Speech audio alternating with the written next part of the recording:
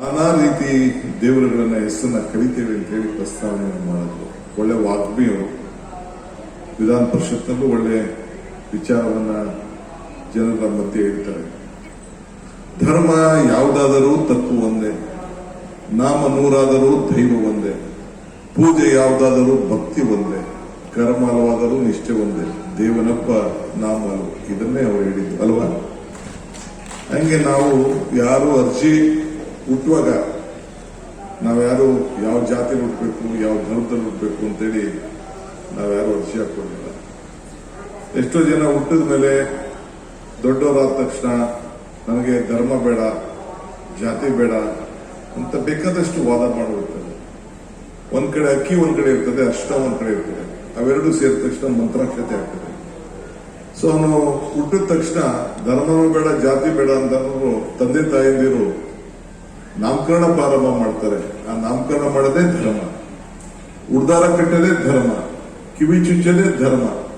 ಕೊನೆಗೆ ದೊಡ್ಡವರಾದ ತಕ್ಷಣ ಇಲ್ಲ, ನಾನು ಮದುವೆನ ಗಂಡು ಒಂದ್ ಕಡೆ ಇರ್ತದೆ, ಹೆಣ್ಣು ಅಂತ ಇರ್ತಾರೆ.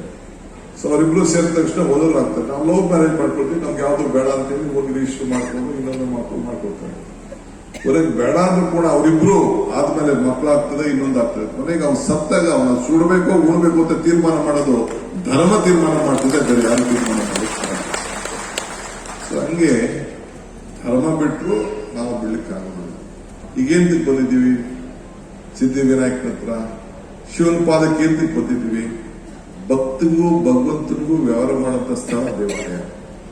ಸೊ ಹಂಗೆ ನಮಗೂ ದೇವಾಲಯಕ್ಕೆ ಹೋಗಿ ಇವತ್ತು ನಮ್ಮ ಕಿವಿಜಿಯವರು ಪುತ್ರ ಹೇಳಿದ್ರು, ನಮ್ಮ ಕಷ್ಟಕ್ಕೆ, ನಮ್ಮ ಸುಖಕ್ಕೆ, ನಮ್ಮ ಪ್ರಾರ್ಥನೆಗೆ ಇಲ್ಲಿ ಬಂದು ದೇವರು ನಮಗೆ ಶಕ್ತಿ ಕೊಡಿ ಅಂತ ಕೇಳಲಿಕ್ಕೆ ಅಲ್ಲೇ ಮನೇಲೆ ಕೂತ್ಕೊಂಡು ಅವ್ರು ಕೇಳ್ಬೋದಾಗಿತ್ತು.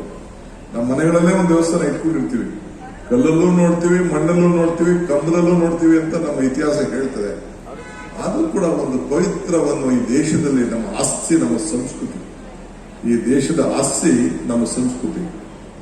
ಈಗ ತಾನೇ ಪೇಜಾವರ ಶ್ರೀಗಳು ಹೋದ್ರು.